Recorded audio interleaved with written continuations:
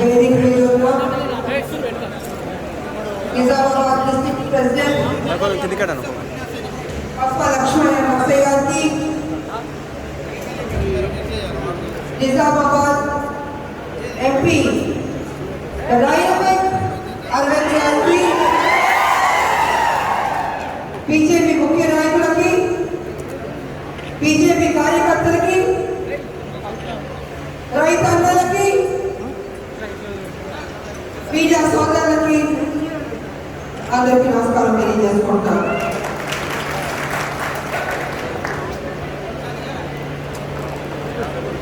Late అయినట్టుంది, ఆకలిస్తున్నట్టుంది మాటలందరికీ. కాబట్టి complete చేసేస్తాం. గత కొన్ని రోజులుగా ఒడ్ల మీద పంచాయతీ చేస్తున్నారు కేసీఆర్ గారు. అంటే కేంద్రం కొనాలి అని ఈయన, కేంద్రమేమో నేను కొనని చెప్పాను అని కేంద్రం. సో ఈ ఘర్షణ అన్నది జరుగుతుంది. అసలు ఎందుకు ఈ ఘర్షణ వచ్చింది? ఈ ఒడ్ల పంచాయతీ ఎందుకు వచ్చింది? నేను ఒక విషయం మిమ్మల్ని నేను అడగదలుచుకున్నాను.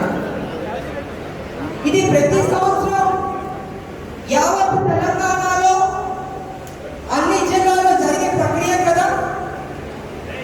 2014లో తెలంగాణ రాష్ట్రానికి సీఎం కేసీఆర్ గారు ముఖ్యమంత్రి అయ్యారు. అదే 2014లో కేంద్రంలో నరేంద్ర మోడీ గారు ప్రధానమంత్రి అయ్యారు. మరి 2014 నుంచి 2021 వరకు 22 వరకు ప్రతి సంవత్సరం రైతులు పండించే ధాన్యాన్ని కొనుగోలు చేసేది ఉన్నా లేదా? 2014లో మీరు పండించిన పంట కొన్నారా లేదా? కొన్నారా లేదా? 17లో కొన్నారా లేదా? కొంచెం గట్టిగా చెప్పాలి మీరు. ఎందుకంటే ఇవాళ రైతు సదస్సు మీకోసం వచ్చాను. మీ సమస్య పరిష్కారం అవ్వాలి. 2017లో కొన్నారా లేదా? 16లో కొన్నారా లేదా? 17లో కొన్నారా లేదా? 18లో కొన్నారా లేదా? 19లో కొన్నారా లేదా? 20లో కొన్నారా లేదా? 21లో కొన్నారా లేదా? కొన్నారా? కొన్నారా? మరి ఇప్పుడు ఈ సంవత్సరం అంటే 21 నుంచి 22 వరకు ఎందుకు సమస్య వస్తుంది? ఎందుకు వస్తుందని నేను అడుగుతున్నా. నేను 14 నుంచి 21 వరకు ఈ ఒడ్ల సమస్య కాని సమస్య ఇప్పుడు కొత్తగా ఎందుకు వస్తుంది అంటే కొంచెం మూలాలకు వెళ్ళాలి, కొంచెం డెప్త్కి వెళ్ళాలి. కారణం ఏంటంటే గత సంవత్సరం హుజూరాబాద్లో జరిగిన ఎలక్షన్స్ లో భారతీయ జనతా పార్టీ అత్యధిక మెజార్టీతో గెలిచింది. అంటే కేసీఆర్ గారు దళిత బంధువులు తీసుకొస్తాను, ఒక్కొక్క దళిత బిడ్డకి 10 లక్షలు ఇస్తాను అని ప్రకటించారు, ఆశలు చూపించారు, మాయ మాటలు చెప్పారు. అయినా హుజూరాబాద్లో ప్రజలు కేసీఆర్ చంప పగలగొట్టి అవునా ఫస్ట్ దెబ్బ కేసీఆర్ పడింది. భయం పట్టుకుంది. నా ఉనికికి ప్రశ్నార్థకంగా మారబోతుంది, నా పీట కదలబోతుంది అన్న డౌట్ స్టార్ట్ అయింది కేసీఆర్ గారికి. అక్కడి నుంచి ఏదో మాయ మాటలు చెప్పాలని ట్రై చేస్తున్నారు.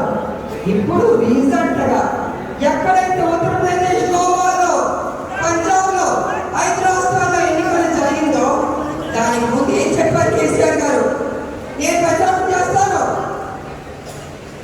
బీజేపీ రాకూడదు అని ఎన్నో మాటలు అన్నారు. కానీ అక్కడ 4 రాష్ట్రాల్లో మళ్ళీ బీజేపీ గెలిచి మళ్ళీ అంటే ఆ 5 రాష్ట్రాలు పెద్ద రాష్ట్రం ఉత్తరప్రదేశ్ రాష్ట్రం. మరి ఉత్తరప్రదేశ్లో గెలవడం అనేది గొప్ప విషయం. సో ఆ 4 రాష్ట్రాలు గెలిచేటప్పటికి కేసీఆర్ భయపట్టుకుని ఇక తెలంగాణలో భారతీయ జనతా పార్టీ కేంద్రంలో ఉన్న పెద్దలు బాగా వేస్తారు, నా నడ్డ కొడతారు, నేను ఏదైతే 1,00,000 కోట్ల దోపిడీ చేశానో అవన్నీ బయట పడతారు, ప్రజలకి నా బండారం తెలిసిపోతారు. భయం పట్టుకోవడం కాక ఏం చేయాలి? పిచ్చెక్కుతుంది కేసీఆర్, ఏం చేయాలి? ఈ సమస్య నుంచి ఎలా బయట పడాలని మేధో మరణం చేసుకుంటూ ఆరోగ్యం పిచ్చెక్కిపోతుంది. పాపం అన్న కదా కేసీఆర్ అన్న బాగా తెలుసు ఆయన గురించి. ఇక ఆయనకు ఒక కారణం కావాలి, ఒకళ్ళ మీద నెత్తేయాలి. ఏ రకంగా అంటే రైతుల్ని అడ్డు పెట్టుకుని ఆయన ఎనకాల రాజకీయం చేయాలి. మరి ఏ రకంగా రాజకీయాలు చేయాలంటే కొంచెం మనం ఫ్లాష్ బ్యాక్ వెళ్ళాలి, పంజాబ్కి వెళ్ళాలి. పంజాబ్లో రైతులు సంవత్సరం వరకు ఉద్యమం చేశారు. దేని ఉద్యమం చేశారంటే ఈ రైతు చట్టాలు మోడీ గారు తీసుకొచ్చారు. నేను ఇప్పుడు చెప్తున్నాను, రైతు చట్టాలు ఏదైతే మోడీ గారు తీసుకొచ్చారో అద్భుతమైన చట్టాలు, అది పనికిమాలిన చట్టాలు కాదు, కరెక్ట్ అయిన చట్టాలు, రైతులు జీవితం మార్చి ఇప్పుడు నేను చెప్తాను. కానీ అక్కడ ఏమైంది తెలుసా? రైతుల్ని ముందు పెట్టి, రైతులు పాపం సందర్భాల్లో అమాయకులుగానే ఉంటారు. వాళ్ళు ఏమనుకుంటారు, నా గిట్టుబాటు ధర వస్తే చాలు, నా జీవితం బాగుంటే చాలు, పొద్దు నుంచి దున్ని కష్టపడ్డాను, నా కుటుంబాన్ని పోషించుకోవాలి, కాబట్టి నాకు పంటకి న్యాయం జరిగి డబ్బు వస్తే చాలు అని రైతులు స్వభావం, ఆలోచన విధానం అలాగే ఉంటుంది. కానీ అక్కడ ఏం చేశారంటే ఎవరెవరు తోడు దొంగలు, పాకిస్తాన్, కాంగ్రెస్, ఇంకెవరు దళారులు, ఆ ముగ్గురు కలిసి ఏదైతే మోడీ గారు తీసుకొచ్చిన చట్టాలు ఉండకూడదని కంకణం కట్టుకుని అది ఆ చట్టాలు తీసే వరకు ఉద్యమం చేశారు. ఒకవేళ ఆ చట్టాల్లో తప్పులుంటే సవరణ చేయొచ్చు, అది పెద్ద విషయం కాదు. కానీ సవరణ అన్నది లేదు, చట్టమే ఉండకూడదని పట్టుబట్టి సంవత్సరం వరకు చేశారు. అంటే ఎందుకు ఆ చట్టం పాస్ అవుతే ముందుకు వస్తే రైతులకి మేలు జరుగుతుంది, రైతులకి కావాల్సిన అన్ని చేసుకుంటారు, ఇక మా బతుకు బస్ స్టాండ్ అవుతుంది అనుకుని దళారులో పాకిస్తాన్, కాంగ్రెస్ ముగ్గురు కలిపి రైతులను అడ్డం పెట్టుకుని ఆ చట్టాన్ని లేకుండా చేశారు. మోడీ గారు పెద్ద మనిషి ఏమన్నారు ప్రధానమంత్రి గారు, నేను రైతులకి చెడు చేయాలని నేను ఎప్పుడు అనుకోలేదు, రైతులకు మేలు చేయాలనుకున్నాను, అందుకే ఈ చట్టాన్ని తీసుకొచ్చాను. నిజంగా మీకు నచ్చకపోతే అంటే నేను చెప్పే దాంట్లో మీకు అర్థం కావలేదా, మిమ్మల్ని నేను ఇంప్రెస్ చేయలేకపోయినా, మీకు అర్థమయ్యేటట్టు చెప్పలేకపోయినా అనుకుని ఆయన బాధపడి, సరే మీకు నచ్చినప్పుడు నేను ఈ చట్టం తీసుకున్నాను అని ఆయన మీకు కన్నం పెట్టి క్షమాపణ చెప్పారు. మోడీ గారు ప్రధానమంత్రి గారు, అది ప్రధానమంత్రి గారు. సో అక్కడ అది చేశారు. ఆ తర్వాత ఇంకొక సంఘటన జరిగింది ఏంటంటే ఆగస్ట్ 26 రిపబ్లిక్ డే నాడు అక్కడితో ఆగలేదు. పాకిస్తాన్, కాంగ్రెస్ దళాలు భారతదేశం యొక్క పరువు తీయాలనుకుని ఏం చేశారంటే ఆ రోజు జెండా ఆవిష్కరించిన తర్వాత మోడీ గారు వీళ్ళు వెళ్ళిపోయి రైతులను పేరుతో ముసుగుతో, రైతులను కాదు రైతు పేరుతో ముసుగేసుకుని ఎవరైతే పాకిస్తాన్ వీళ్ళందరూ కుట్రదారులు ఉన్నారో, దేశాన్ని మొక్కలు చేయాలి, దేశాన్ని పరువు తీయాలనుకున్నారో వాళ్ళందరూ ట్రాక్టర్లు వేసుకుని మనుషుల మీద ట్రాక్టర్లు వేసి పోలీసుల మీద గుర్తాలని చూసుకుని ఏదైతే భారతదేశం యొక్క జెండా ఉంది ఆ జెండాను తీసి వాళ్ళ జెండాన్ని తెచ్చుకున్నారు. అంటే రైతులు భారతదేశం ఒక జెండా పీకేస్తారా, వీళ్ళ జెండా ఎత్తేస్తారా చెప్పడం జరుగుతుందా? రైతులు చేయరు, రైతులు ఏనాడికి చేయరు. వాళ్ళ పట్ట గురించి మాట్లాడతారు కానీ రౌడీలు, గుండాలు, టెర్రరిస్టులు మాత్రం రైతులు చేయరు. కానీ వాళ్ళందరూ కుట్ర చేసి మొత్తానికి ఆ చట్టం ఉండకూడదు, దేశ పరువు పోవాలి, మోడీ గారి చట్ట పేరు రావాలని ఎన్ని కుట్రలు చేస్తారు అక్కడ ఢిల్లీలో, పంజాబ్కు సంబంధించింది. ఇంకా ఆ సంఘటన జరిగింది. అది అక్కడ కొట్ల ఫస్ట్ కొట్ల. కాబట్టి కేసీఆర్ గారు ఏమంటారు, నేను పంజాబ్ ఫాలో అవుతున్నా అంటే అక్కడ ఫార్ములాని ఇక్కడ తీసుకొచ్చి రైతులకి చూసారా, రైతులారా మోడీ గారు మోసం, మోడీ గారు మనం ఒడ్లు కొట్టలేదు, మోడీ గారు మనం బాయిల్ రైస్ కొట్టలేదు, మోడీ గారు మనకి న్యాయం చేయట్లేదు మన రైతులకి, మోడీ గారు మంచిది కాదు, భారతీయ జనతా పార్టీ మంచిది కాదు, ద్రోహ పార్టీ అని ఎన్ని నిందలేగానో వేస్తూనే ఉన్నారు. మీకు బీజేపీ మీద కోపం రావడానికే కేసీఆర్ చేస్తున్న కుట్ర ఇది ముమ్మాటికి నిజం. ఇక ఆ ముక్క తీసుకొచ్చి ఇక్కడ పెట్టాలంట. నేను అడుగుతున్నా మిమ్మల్ని, కేంద్రం మీరేమి కొనలేదా? మీరు పండించే ప్రతి గింజ కొనలేదా? తర్పాలు కొనలేదా? గోరు సంచి కొనలేదా? ఆటోలు కొనలేదా? లేకపోతే మీరు ఏదైతే లారీలో లోడ్ ఎక్కిస్తున్నారో ఆ లారీని ఇంకో చోట దిప్పుల్లో వాటి కూడా డబ్బులు ఇవ్వట్లేదా? గోడానికి ఇవ్వట్లేదా? అన్నింటినీ కేంద్రం ప్రతి పైసా ఇస్తుంది, ప్రతి పైసా కొంటుంది. మీరు ఇవాళ కేంద్రం ఏమంటుందంటే మీరు ఎంత బియ్యం ఇవ్వండి మేము తీసుకుంటాం, కానీ బాయిల్ రైస్ మాత్రం ఇవ్వద్దని చెప్తుంది. ఎందుకు వద్దని చెప్తుంది అంటే కేరళలో తమిళనాడులోనే కొంతమంది అక్కడ 2 రాష్ట్రాల్లో కొంచెం బాయిల్ రైస్ తింటారు, ఇంకా చోట్ల ఎక్కడ తెలియదు. మరి వాళ్ళేమో వద్దు మీరు రైస్ ఇవ్వని తీసుకుంటాం అంటారు. మరి ఏం చేస్తారు కేంద్రం దగ్గర కూడా బాయిల్ రైస్ ఫుల్గా స్టాక్ ఉంది, మనకి అన్నం పెడతారు తింటాం, ఇంకొంచెం పెడతారు తింటాం, ఇంక తర్వాత పెడితే చాలు మీరు తిన్న కడుపు నిండిపోయింది వాంతి వచ్చేటట్టుంది అంటాం. అదేవిధంగా మీరు తీసుకోండి, అదేవిధంగా ఇవాళ బాయిల్ రైస్ తీసుకోండి అని కేసీఆర్ పదే చెప్తున్నాడు. ఇంకో విషయం కూడా మీకు తెలియాలి, మేము అరవింద్ గారు, నేను, సంజయ్ గారు, బీజేపీ నాయకులు అందరూ కలిసి ఢిల్లీకి వెళ్ళాం. పీయూష్ గోయల్ గారు కలిసాం. అయ్యా పీయూష్ గోయల్ గారు, ఏమిటంటే ఈ లొల్లి జరుగుతుంది తెలంగాణలో, అసలు ఏం జరుగుతుంది, మీరు తీసుకుంటారో తీసుకోరో ఏమని చెప్పారు కేసీఆర్ గారు అంటే, మేమందరం చూసాం. పీయూష్ గోయల్ గారు లెటర్ తీసి చూపించి కేసీఆర్ గారు సంతకం చూపించారు.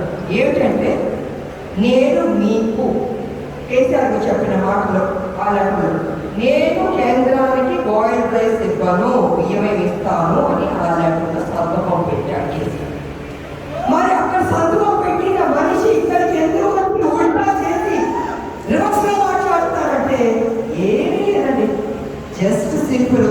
భారతీయ జనతా పార్టీ బలపడుతుంది, తెలంగాణలో రాబోతుంది, తెలంగాణలో రాకుండా అడ్డుకోవాలి,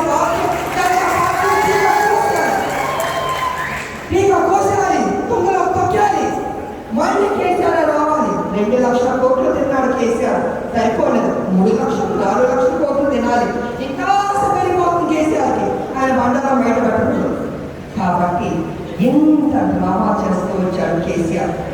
మిమ్మల్ని అడ్డు పెట్టుకుని మీకు బీజేపీ మీద కోపం రావాలి, ఏమి కొట్టలేదు. 14 నుంచి 22 వరకు ప్రతిదీ బీజేపీ మీ దగ్గర కేంద్రం కొంటుంటే, మీరు పండించింది ఎఫ్ఏకి ఇస్తే ప్రతి ఒడ్డు కొంటుంది. ఇవాళ ఎందుకు సమస్య వచ్చిందంటే కారణం కేసీఆర్ గారు. నేను ఇంకో విషయం అడుగుతాను, మీరు కొన్ని సందర్భాల్లో చాలా మౌనంగా ఉంటారు, నాకు నచ్చుతుంది. ఏదైనా ఉంటే డైరెక్ట్గా మాట్లాడాలి, ధైర్యంగా మాట్లాడాలి. గతంలో ఉద్యమాలు చేసిన రైతన్నలు ఎందుకు మౌనం పాటిస్తున్నారని అడుగుతున్నారు. 1 లక్ష రుణమాఫీ చేస్తానన్నది కేంద్రం కేసీఆర్, చెప్పండి కేసీఆర్ కదా. మరి 3 లక్షల 1 లక్ష రుణమాఫీ చేస్తారా? చేయలేదు కదా. మరి మీరు 4 లక్షల రుణమాఫీ ఎందుకు చేయలేదు కేసీఆర్ అని ఏనాడైనా మా రైతన్నలు మీరు కేసీఆర్ అడిగారా? బిస్కెట్ పట్టుకుని అడిగారా అని అడుగుతున్నా నేను. అడగలేదు, మీరు మౌనం పాటించారు. ఇవాళ మీ 3 లక్షలకి ఏదైతే 1 లక్ష రుణమాఫీ, బ్యాంకులో వడ్డీ పెరిగిపోతున్నది, వడ్డీ మీద వడ్డీ పెరిగిపోతుంది. మీరు బ్యాంక్ వెళ్ళి కొత్త అప్పు తీసుకుందామంటే బ్యాంక్ వాడు ఏమంటున్నాడంటే, మీరు పాత 1 లక్ష రుణమాఫీ తీర్చినప్పుడు వడ్డీ పెరిగినప్పుడు నేను నీకు ఎందుకు కొత్త అప్పు ఇవ్వాలి అని బ్యాంక్ వాడు అడుగుతున్నాడు. అవునా కదా. అప్పుడు ఏం చేయాలి? చెప్పింది కేసీఆర్ అన్నప్పుడు కేసీఆర్ బ్యాంక్ వాళ్ళని పిలిచి, బ్యాంక్ వాళ్ళగా నేనే చెప్పాను 1 లక్ష రుణమాఫీ చేస్తానని, నేను మీకు ఇవ్వడం ఆలస్యమైంది, 1 లక్ష రుణమాఫీ చేయడం ఆలస్యమైంది, 3 ఏళ్ళు అయిపోయింది, కాబట్టి నేను ఆ రుణం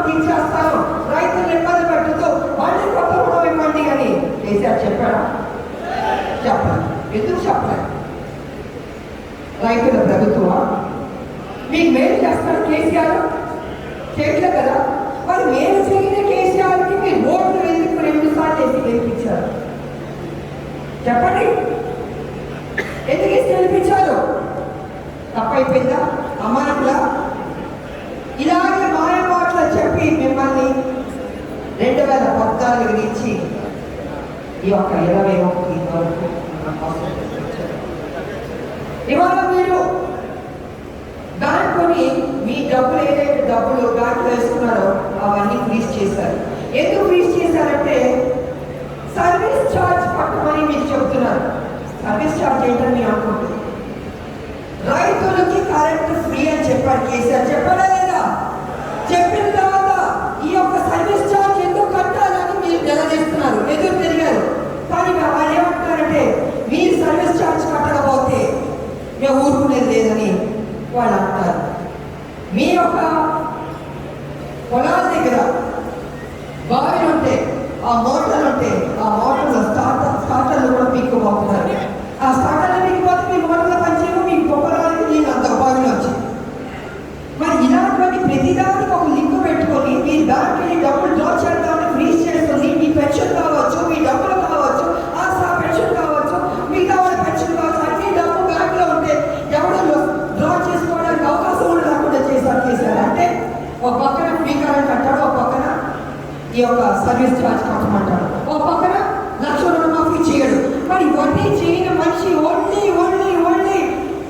బీజేపీ బలపడుతుంది, బీజేపీ కొట్టాలి, దానికి మిమ్మల్ని అడ్డు పెట్టుకోవాలి, మీకు కోపం తెప్పించాలి, మోడీ గారు కోపం రావాలి, రాష్ట్రంలో కోపం రావాలి, మళ్ళీ ఆయనకి ఓటు వేయాలి అన్న నీచ నికృష్టమైన కుట్ర చేస్తారు కేసీఆర్. మరి ఇలాంటి కుట్ర చేస్తున్న కేసీఆర్ని ఏం చేయాలి? అప్పు చేసి పప్పు కూడు అన్నారు, సినిమా ఉంది. ఆయన పప్పు కూడు తింటున్నాడు, మనం అప్పు కూడు తింటున్నాం. మనం ఏం చేయాలంటే జైల్లో ఆయన చెప్పుకూడు తినిపించాలి. ఎందుకంటే రైతులతో పెట్టుకుంటే ప్రభుత్వాలు పడిపోయి ఉన్నాయి. ఒక్కసారి మళ్ళీ కూడా గుర్తు చేస్తారు, మళ్ళీ అదే రిపీట్ అవ్వాలి. వాళ్ళ దస్తంలో 60,000 కోట్లు అప్పు చేశాడు. ఎవరికి చేశాడు? ఎందుకు చేశాడు? రైతన్నల కోసం చేశాడా? ప్రజల కోసం చేశాడు? ఎవరి కోసం చేసి ఇవాళ 60,000 కోట్లు అప్పు ఎందుకు వెళ్ళింది చెప్పండి. అంటే కేసీఆర్ ఫామ్ హౌస్ కోసం ఖర్చు పెట్టాడా? ఎమ్మెల్యేల కోసం ఖర్చు పెట్టాడా? ఎంపీల కోసం ఖర్చు పెట్టాడా? వాళ్ళ కూతురు కొడుకు కోసం ఖర్చు పెట్టాడా? లేకపోతే హైదరాబాద్ లో ఉన్న ఓల్డ్ సిటీలో వాళ్ళ కోసం ఖర్చు పెట్టాడా? ఎవరి కోసం ఖర్చు పెట్టాడు? వాళ్ళ కోసం ఖర్చు పెట్టుకుంటారు ఎవరు అడగరు.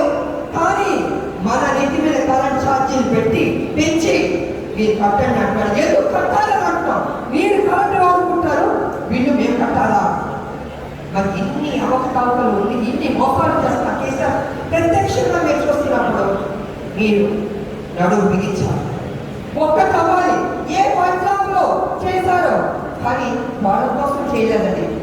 వాళ్ళని రైతన్నల్ని మోసం చేసి వాళ్ళని అడ్డు పెట్టుకుని ఆ కాంగ్రెస్ పాకిస్తాన్ దళాలు చేసి వాళ్ళు లబ్ధి పొంది ఆ చట్టాన్ని తీశారు. ఆ చట్టం ఉంటే ఇవాళ మీకు పరిస్థితి ఉండేది కాదు, మీకు స్వేచ్ఛ ఉండేది. మీ ఇష్టం వచ్చింది ఎక్కడ తీసుకున్నా అనుకునేవారు. మీకు కావాల్సిన మార్కెట్ ప్రైస్ లో డబ్బు వచ్చేది. మరి అలాంటి చేయలేదు కాబట్టి వాళ్ళు అక్కడ చేసిన బీజేపీ కోసం. కానీ ఇక్కడ మీరు చేయాల్సింది కేసీఆర్ని నిలదీయాలి. నా 1,00,000 రుణమాఫీ లేదు, నన్ను మోసం చేస్తావు, నా ఫ్రీ కరెంట్ అంటావు, కానీ సర్వీస్ ఛార్జ్ కట్టమంటావు, నా బ్యాంక్ డబ్బు ఫ్రీ చేస్తావు, ఇవన్నీ చేస్తున్నావు. కొనుగోలు కేంద్రాలు ఓపెన్ చేయట్లేదు, ఇవ్వట్లేదు. దాన్ని అన్నీ చెప్పండి, మాట్లాడండి, పెద్ద ఎత్తున ఉద్యమం చేయాలి. ఇంకో మాట కూడా అంటారు, 14 నుంచి 21 వరకు 28 మంది రైతులు చనిపోతే ఏనాడని కేసీఆర్ వచ్చి మీ కుటుంబాన్ని పరామర్శించాడా? కనీసం చనిపోయిన రైతులు వాళ్ళ ఇంట్లో వాళ్ళ ఫ్యామిలీ మెంబర్స్ దగ్గరికి వచ్చి అమ్మ బాధపడద్దు, నేను ఆదుకుంటాను, మా గవర్నమెంట్ ఆదుకుంటుందని భరోసా ఇచ్చాడా? ఇవ్వలేదు. మరి భరోసా ఎప్పుడు మీ వల్లేమో ఆయన వల్లేమో మీరు చనిపోతుంటారు. కానీ చాలా మంది చనిపోయారు. ఎందుకు చనిపోవాలని అడుగుతున్నారు? తప్పు చేస్తుంది కేసీఆర్, చనిపోయే కర్మ మీకే పట్టిందండి. ఆ కుటుంబం ఆ ప్రభుత్వం టీఆర్ఎస్ తుంగలో తొక్కాలి, గవర్నమెంట్ పడిపోవాలి, మీరు నిలబడాలి. ఇది మీరు ఆలోచించాలి. వాళ్ళ పొరపాటు జరుగుతున్న గల్లా పట్టుకోండి. కేసీఆర్ని నిలదీయండి. మీకు ఆ వాయిస్ ఉంది, మీకు ఆ ధైర్యం ఉంది, మీకు ఆ తప్పది. రైతులకి మిమ్మల్ని ఆపేవాళ్ళు ఎవరు లేరు. దయచేసి భయపడద్దు. మీరు నిలదీయాల్సిందిగా కోరుకుంటూ మరి ఈరోజు మీ సందర్భంగా రైతు సదస్సులో ఇంతమంది రైతులను కలుసుకోవడం నాకు చాలా ఆనందంగా ఉంది. నిజంగా మేము మీ దగ్గర ఎక్స్పెక్ట్ చేసింది ఏంటంటే ఇంకా మీ సమస్యలు ఉంటే మా దృష్టికి తీసుకొస్తే డెఫినెట్గా కేంద్రం దగ్గర తీసుకెళ్తాం, చెప్తాం కూడా మీ అందరికీ నేను తెలియజేసుకుంటున్నాను. ఓపెన్గా మాట్లాడి ఇంకేదైనా కావాలి రామలక్క ఇది ఇంకా మా సమస్య ఉందని చెప్పండి, లేదా రాసివ్వండి. నేను తప్పకుండా అరవింద్ గారు, ఎంపీ గారు, మా స్థానిక నాయకులు, మేము కేంద్రం మోడీ గారి దృష్టికి తీసుకెళ్తాం, చెప్తాం. ఇదే సమస్య అంటే ఈ సమస్య మీద మా పోరాడతాం. మీరు ఎంత పెద్ద ఎత్తున పోరాటం చేయండి. మీకోసం భారతీయ జనతా పార్టీ సపోర్ట్ చేస్తుంది, నిలబడుతుంది. మీ పోరాటం ముందుకు నడుస్తుందని కూడా ఈ సందర్భంగా తెలియజేసుకుంటూ నాకు ఈ అవకాశం ఇచ్చిన ఇంకా మాట్లాడదాం అనుకున్నా కానీ మీకు ఆకలేస్తుంది. మా అందరినీ వెయిటింగ్గా పెట్టడం నాకు ఇష్టం లేదు. మళ్ళీ మా డైనమిక్ లీడర్ అరవింద్ గారు మాట్లాడారు కాబట్టి నాకు అవకాశం ఇచ్చి మీ అందరికీ